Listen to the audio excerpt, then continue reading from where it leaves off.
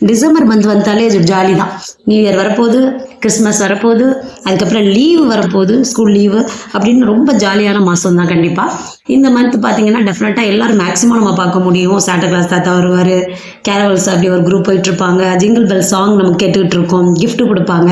So இந்த red colour dress தான் வந்து சாண்டா தாத்தா போட்டிருந்தாரா, அதே மாதிரி ஜிங்கிள் பெல் சாங் இங்கே தான் பாடுறாங்களா இல்லை விண்வெளியில் பாடப்பட்டதா, இப்படியான கிறிஸ்மஸ் பற்றிய அரிய தகவல்கள் தான் இந்த வீடியோவில் பார்க்க போகிறோம். கிறிஸ்மஸ் அப்படிங்கிற வேர்டே வந்து பழைய ஆங்கில வேர்டு, அதாவது கிறிஸ்டஸ் மேசஸ் அப்படிங்கிறது கிறிஸ்துவின் திருப்பலி. அதை தான் வந்து கிறிஸ்மஸ் அப்படின்ட்டு காலப்போக்கில் அது மாறி இருக்குது கிறிஸ்மஸ் அப்படிங்கிற வேர்டாக. ஃபஸ்ட்டு கிறிஸ்மஸ் அப்படி வந்து கிபி 521 இங்கிலாந்தில் யார்க் அப்படிங்கிற இடத்துல கொண்டாடப்பட்டது. சாண்டா கிளாஸ் தாத்தா அப்படின்னு சொல்கிறோம். அவருடைய உண்மையான பேர் வந்து புனித நிக்கோலஸ்.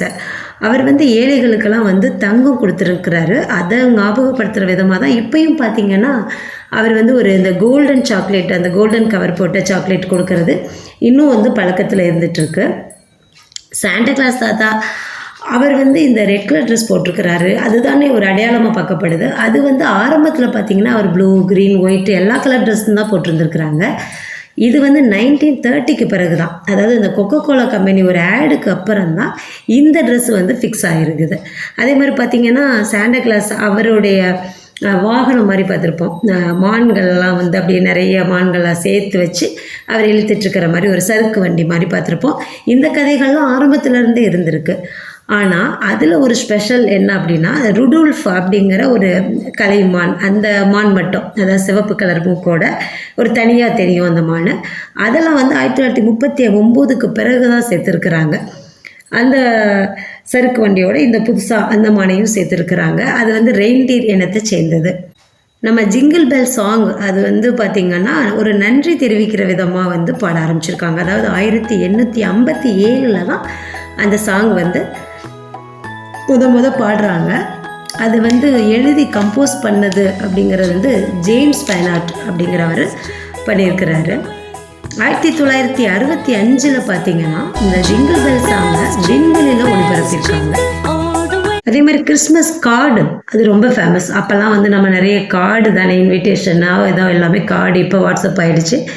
ஆனால் இப்போவும் அமெரிக்காவில் பார்த்திங்கன்னா every year 3 million card, Christmas card வந்து வியாபாரம் ஆகிட்டுருக்கு, வித்துட்ருக்குறாங்க. இந்த கார்டு முத 1843 சர் ஹென்ரி கோல் அப்படிங்கிறவர் தான் கிறிஸ்மஸ் கார்டு மேக் பண்ணார். அவர் மேக் பண்ண அந்த கார்டு இப்போ 2015 10,000, அதாவது 2015ஆம் ஆண்டு சொல்கிறேன், அந்த வருஷம் $10,500 விற்றுருக்குறாங்க. அதே மாதிரி கிறிஸ்மஸ் ட்ரீ அந்த டெக்கரேஷன் நம்ம பார்த்துருக்குறோம். நம்ம பக்கம் வந்து கண்டிப்பாக கிறிஸ்மஸ் ட்ரீ இல்லை, ஆர்டிஃபிஷியலாக நம்ம டெக்கரேட் பண்ணுறோம்.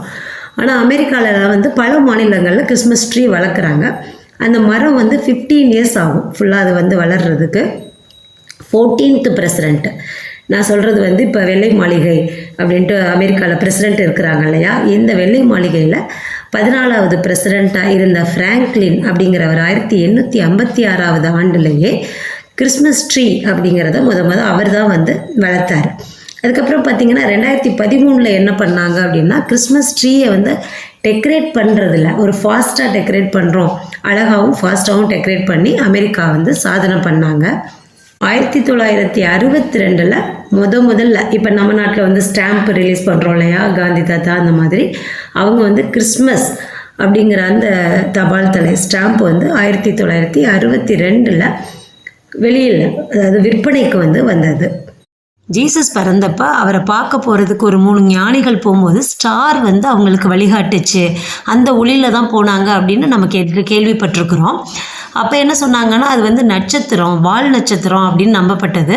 பட் சயின்டிஸ்ட் என்ன அப்படின்னா சொல்கிறாங்கன்னா, அது வந்து யுரேனஸ் அப்படின்னு சொல்கிறாங்க. அதனுடைய நம்பிக்கையில் தான் நம்ம வந்து கிறிஸ்மஸ் அப்படின்னோடனேயே ஃபஸ்ட்டு எல்லா வீட்லேயும் எப்படியும் ஒரு 10 days பிஃபோரே எல்லோரும் ஸ்டார்ஸ் வைக்க ஆரம்பிக்கிறோம்.